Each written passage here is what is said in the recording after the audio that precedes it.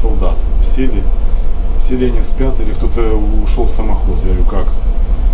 Берешь, ходишь и считаешь по ногам. Значит, ну там двухъярусная кровать. Считаешь 1, 2, 3, 4. А когда всех посчитал, делишь это на 2. Если не делится на 2, значит кого-то нет. Я говорю, а если солдат одноногий? Отставить разговорчики. Вот так. Надо носок искать. Потерял вот это.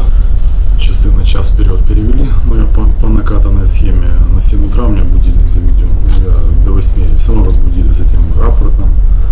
Писать. Проснулся. Постирался. Сейчас одел костюмчик чистый. Без сушилки. Даже горячий такой. О, хорошо. Супер градусов, кстати. Ого. 18 градусов. Я из-за борта открыл всасывание. Нормально, проветрится. Тоже голова болит, когда не газы засасывают. Что я хотел рассказать. Сегодня воскресенье. И вчера мы до обеда поработали. Ну, нет работы, нет. Сегодня воскресенье. Все отдыхают. Кроме третий механик на вахте. Ну, там инсинератор распалит, вот и все. Так, это я рассказываю про этот пароход. Как бы, ну, адекватные люди. И я помню, как я работал на втором контракте. Каждый день это 8 часов вахта и 4 часа овертайм. И воскресенье тоже.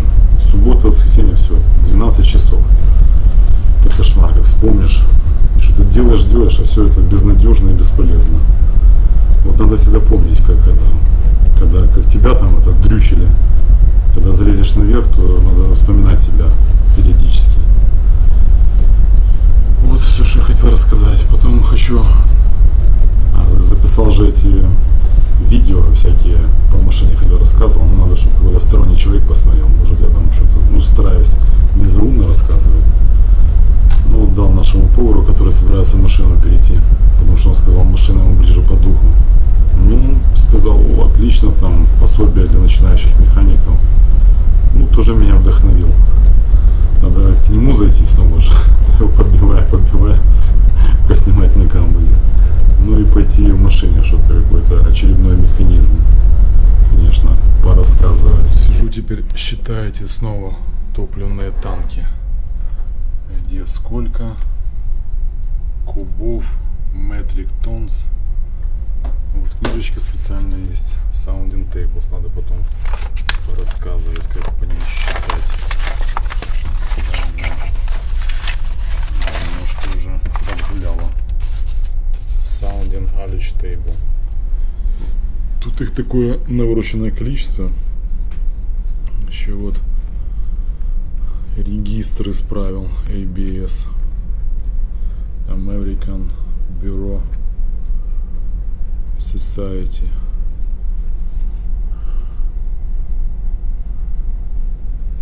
Так, и теперь это надо отправлять на приход.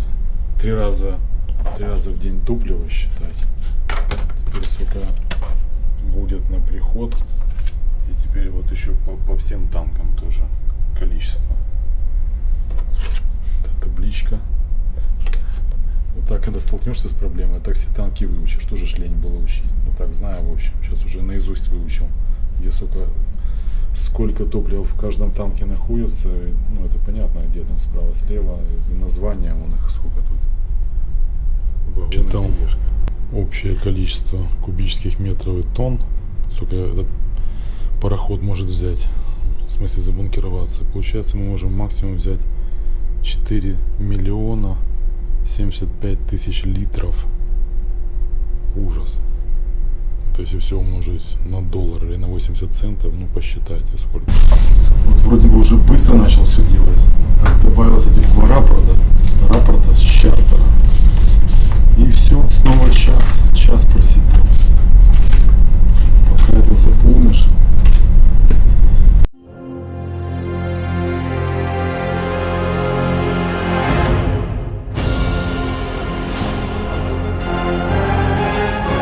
Еще побеседовал с третьим штурманом. Тема такая, позабирали все наши мою камеру. Компания знает, что моя камера уже. Жесткие диски, все такое.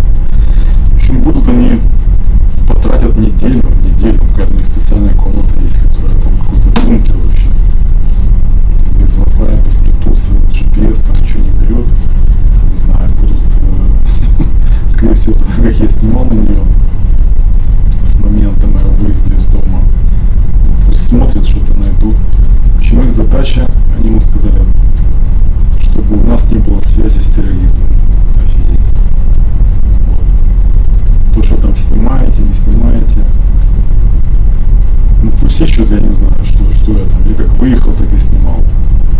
В аэропорту там, что ел, куда ходил. Ну просто она маленькая, я легко там в дырку засунул, снимаешь.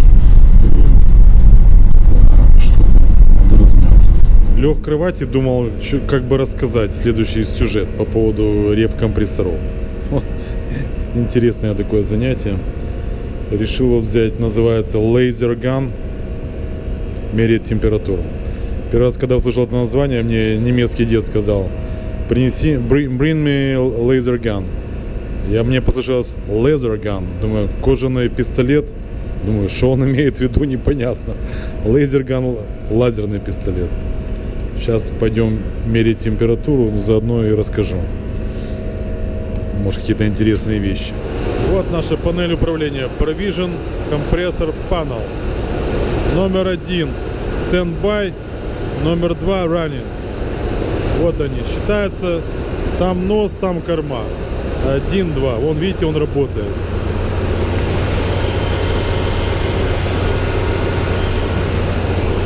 Электродвигатель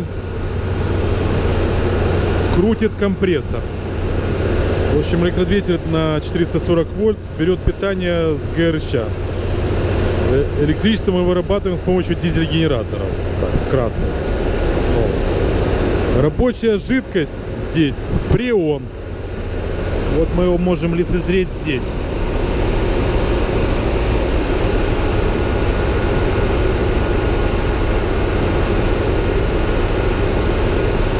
Здесь он собирается в ресивере. Ресивер, он же конденсатор. Охлаждается водой пресной. Вот outlet, inlet. Вот это вход, это выход. Ну, по температурам можно с нашего пистолетика. Вход 36. Почти одно и то же.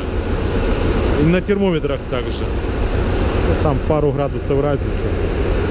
Такое дело. Так, поехали дальше. Ну вот сразу подходишь и как определить, где discharge, а где suction. Нагнетание, всасывание. Ну вот можно рукой потрогать. Это горячая труба. Значит, это нагнетание. Suction холодная. Либо оп, смотрим. Так даже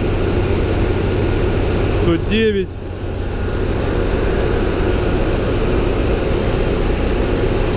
А тут 15. Так, а вот остановился он уже. Хотел давление показать. Есть два манометра. Ну, обычно всасывание там на этом компрессоре что-то с моим глазомером. Короче, полкилограмма где-то. Нагнетание 16 бар. Килограмм на сантиметр квадратный.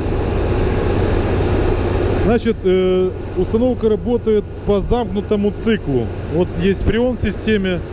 Если он не вытекает, никуда не испаряется, на что у меня есть тоже приборчик. Вот, забыл его принести. Посмотреть. Он когда фреон находит, всасывает в себя, он начинает пищать. И получается, что этот фреон вот в этой стадии, допустим, так, ладно, начнем с всасывания. Тут он холодный, но еще газообразный. Значит, вот он заходит вот, в компрессор. Компрессор поршневой, сверху клапана. В общем, его поршня там гоняют через клапана, он становится супер горячий. 90 градусов. Так, это маслоотделитель. И чтобы его охладить, он идет сюда. Сейчас фонарь возьму. идет в ресивер, он же конденсатор. Тут у нас, слава богу, двухконтурная система, охлаждается пресной водой. Если забортная, это все, дрова. Это надо чистить, оно все гниет. А уже эта LT-система охлаждается забортной. Вот это, что я рассказывал. Здесь он из газа превращается в жидкость. Вот, видите? Жидкость. Вот он сверху зашел, газ горячий, а снизу вышел жидкость. Вот. Мы тут углубляться не будем. Раз, пошел по трубам. Заодно вот он проходит здесь через всасывание, чтобы нагреть эту трубу, чтобы она не обмерзала, а то обычно инеем покрывается. И смотрим, значит, вот оно, всасывание, а вот нагнетание. Вот, снова, кстати, заработал. И вот в нем еще масло есть, которое меняли. Масло такое должно быть. Остановился. Вот, допустим, там ТРВ открывается, где-то Fish Meat-Room, он поработал, высосал, остановился. Масло такое, чтобы не замерзало, специально для компрессора. Минус там, 20 градусов, минус 40. Вот нагнетание пошло, труба вверх. Сейчас пойдем на камбус. И вот всасывание. Вот они, трубы с изоляцией. Кстати, тоже можно посмотреть, где всасывание. Обычно с изоляцией. Там пенопласт какой-то и обмотано. А нагнетание обычная труба. Кстати, нагнетание-то, помните, 90 градусов было. А после конденсатора он 30-28.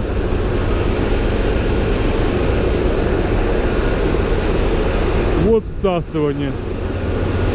Это тоже там. И теперь надо идти наверх. Все они работают по одному и тому же принципу.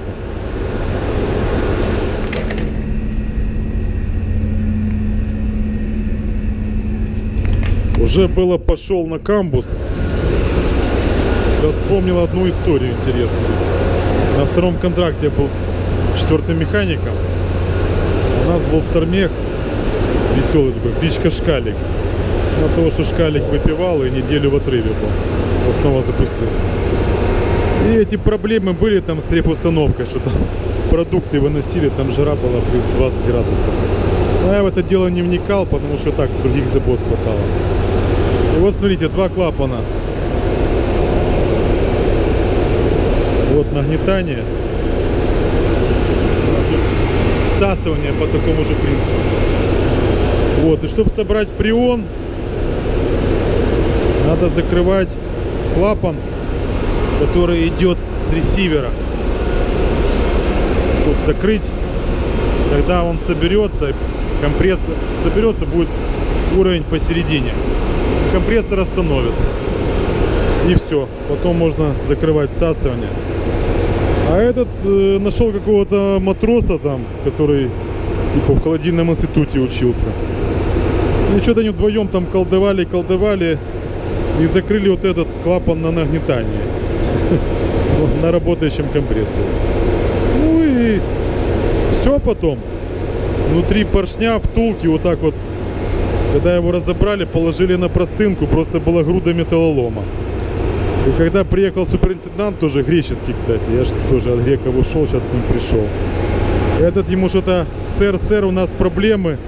Показывает эти поломанные втулки, кольца, поршня и тычет ему то, что у него сертификат есть рейфмеханика.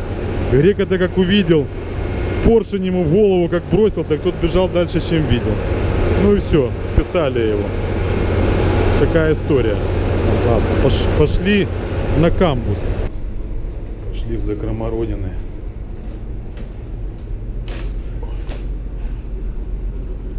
Воды куча. Первый раз за 1,5 месяца. А вот Fun Fish Room минус 16, Meat Room минус 16, Vegetable 5. Вот так как бы наизусть помнил приблизительно. Сейчас вообще уже и в инструкции не заглядываю, и не читаю ничего, хотя надо. Так, сейчас будем искать Где тут чего? Так, ради интереса пробежаться. То у индусов тоже лазил, когда жрать нечего было. Тут-то этой проблемы нет. Так, поехали. Лобби. Вот она. Видите? Специально сделано. Если вдруг там заклопка защелкнулась. И тут, кстати, еще должен быть где-то аварийный сигнал. Ну, если повар здесь. Но обычно вот так нажимаешь, оп, и открываешь. И это в каждой фиш-метрум. Потому что там человек, если попадет туда, то и замерзнет через 5 минут. Поехали в Vegetable. Вот, видите, такая же. Тут 6 градусов. Хорошо. Вот. Ref Chamber Alarm. Ребята, ничего не изучаю вначале. Так, я же говорю, по ходу пьесы. Иду и рассказываю. Аларм. Так, вот оно поехало. Так, смотрим. Ну, тут это ТРВ сразу. Видно, это соленоид. Так. Вот. Так, вот это вот нагнетание. Пришло ТРВ, открылся. Эх, надо фонарик было взять. Сейчас телефон есть. Вот он, ТРВ. Сверху, видите, так трубочка такая. Регулирует открытие-закрытие. И пошел вон на трубочке. А это уже сам испаритель. Испаритель внутри, сверху вентилятор. Вот. Получается, холод гоняет. Охлаждается это все дело. И обратно фреон, вот, всасывание пошло. Вот нагнетание, вот всасывание. Трубы тут одинакового диаметра. Тут плюс 6 градусов. Так, идем дальше. Fish Meat Room. Кстати, что у нас тут есть? Лимоны, морковка, картошка. Ну, вся ж такая европейская, скажем, фигня. О, этот, как это, жена покупает, я забыл. Редиска здоровая. Редька. Рыба. О, холодец будет. Красота. Соки. Ну, соки там я... Ужас. Вообще фреш никогда в жизни не пил. Теперь мне Филиппок фреш готовят. Так, пошли в другую. Чембер. Вот если что, замерз, нажал, тебя спасут. Вот датчик температуры меряет. Так, выходим. О!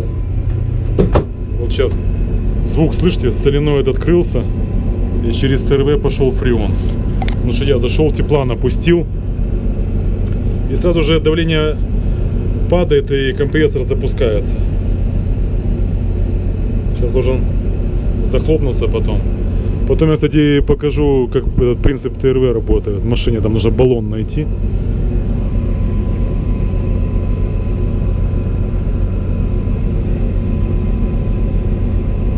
Сейчас соленоид этот закроется. Соленоид это такой электромагнитный клапан. Сигнал пришел, раз, закрылся. Открылся потом. Если сигнал пришел, открылся, а закрылся уже сам по себе. Если не изменяет память. Ладно, если там поправите меня, электромеханики. Может, долго ждать, то я тут замерзну, пока он закроется. Здесь принцип такой же, но там будет намного холоднее. Минус 16. Да нет, тут даже минус 17 показывает. Мид, фиш. Поехали. Мид рум. О! Остановился. И вентилятор работает. Вот, обмерз уже. ТРВ наш. Это нагнетание. Это всасывание. Вот он сам испаритель. Так, ну мясо, индейка, это порося. Так, ну его в баню, надо выходить. Тут точно дубарят дальше.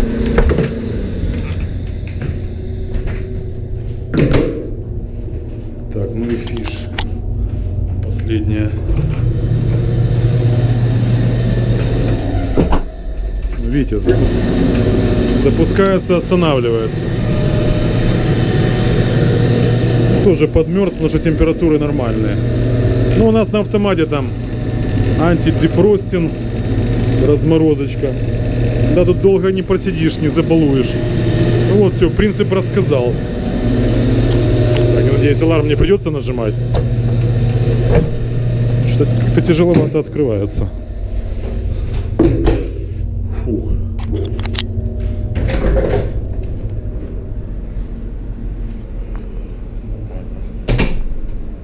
Вышел. Все, сейчас покажу, как ТРВ работает. Ну и все. Надо заканчивать обзор.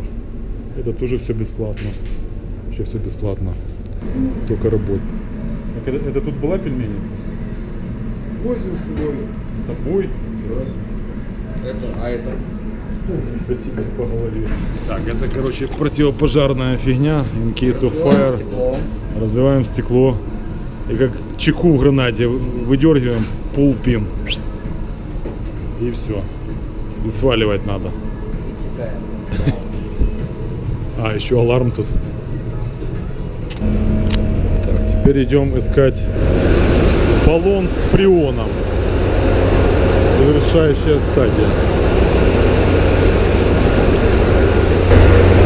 Вот они, наши баллончики. Сейчас я с помощью двух рук откручу крышку, потому что одно это неудобно снимать и показывать.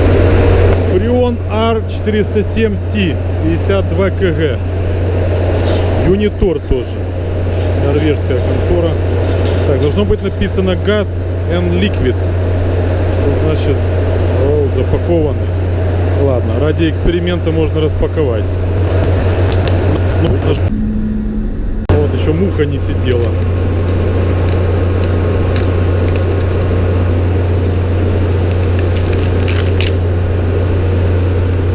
Так, что там написано-то? Газ, ликвид. Close open. А, вот. Ликвид. Это жидкость. Газ. Синяя. Тут смысл такой. Я так понимаю, внутри трубочка. И вот где ликвид, она аж до самого днища идет. А где газ, наверное, ну, так стоит. В общем, принцип ТРВ. Подходит этот фреон наш в жидком состоянии 20 градусов. А там такой терморегулирующий вентиль. Он как бы как иглой закрывает, открывает. Получается, газ этот из жидкости распыливается, превращается в как бы такой пар. Как, ну, да, пара. Как аэрозоль, как с дезодоранта. И сразу же он был теплый 19 градусов, а когда распылился, он становится очень холодный. Вот сейчас мы откроем ликвид и посмотрим. И распыляется он в испарителе. Фишметрум, вы видели, там обмерзает все. И резко, в общем, забирает тепло из камеры. Потом это все дело возвращается в компрессор в газообразном состоянии, всасывается. Ну и процесс я вам рассказывал. Всасывается, через компрессор идет, набивается давление, там 15 бар. Он нагревается через десир, где охлаждается LT водой, это low temperature fresh, пресная вода.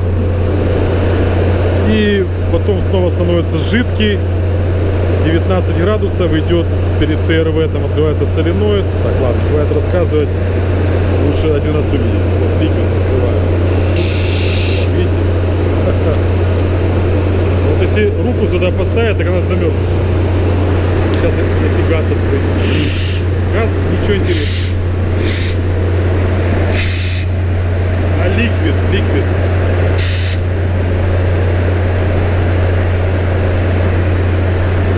Вот сейчас пойду схожу за этим, за лазерган. Он так покажет что-то или нет. Сейчас посмотреть.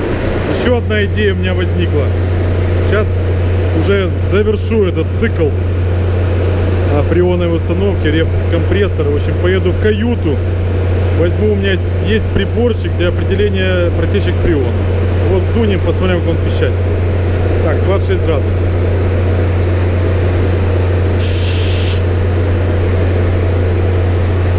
Если дольше подуть, вот 23 упал. Ну и вот я тоже должен в определенную книжечку записывать, сколько там я потратил. Есть весы специально электронные. Выдул 200 грамм, записал. Потому что это летит типа озоновый слой земли разрушает. Кстати, вот эти газы все, фреон, метан, бутан, также это все берется из нефти. Сопутствующие вначале идут газы, а потом уже нефть сама. В общем, все как бы из недр земли. Так, ладно. Поехал я в каюту, не буду крышечку закрывать, еще проэкспериментирую. Точно по такому же принципу работают ваши холодильники. Я в холодильник никогда не лазил, мне на работе хватает этого всего. И всегда вот зависимость везде всех этих жидкостей, газов, давление, температура, объем. Вот этот рефустановка работает как бы по типу двигатель внутреннего сгорания, а только наоборот, когда двигатель внутреннего сгорания газ расширяется, температура увеличивается, а фреон, когда расширяется, температура уменьшается. Есть у меня тут волшебная полка. Сколько там всего ты пока найдешь. Этот, не этот. Ну, вот написано Leak Seeker. Искатель протечек. Как сериал. Как там? Legend of a Seeker. Легенда об искателе. Сейчас попробуем. Так получается, что в моем сериале я сам сценарист, сам режиссер и сам же актер. Потому что кого-то вытащить в кадр это сложно. Но если мне кто-то год назад предложил посниматься, я бы тоже отказался. Я сам настраивался полгода снимать смитфейс этот. Сейчас уже привык. А тем более какую-то пользу людям приношу. Я надеюсь. Ё-моё, ничего себе он работает. Что батарейки сели. Батарейки не сели, наверное, просто я им давно пользовался. Ну, как всегда, лень инструкцию читать. Обычно вначале, как механик любой, пощелкал, если что не получилось, начинаешь инструкцию читать. А раньше еще, помнится мне, какая-то лампа была. Там медная прокладка, и что-то там газ горел, и цвет менялся, когда с фреоном соприкасался. Ну, сейчас вот такой прибор. Посмотрим. Так, запускаем. Вот так он будет пищать, это он всасывает. А пойдет фреон, тут, наверное, загорится и будет минимум-максимум.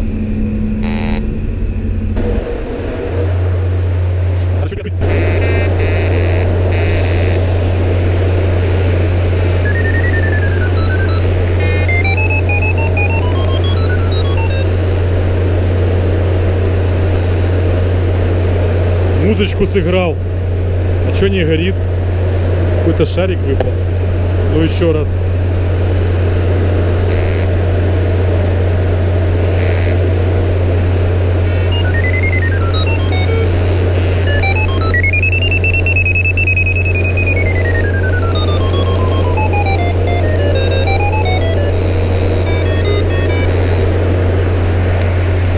Нормально.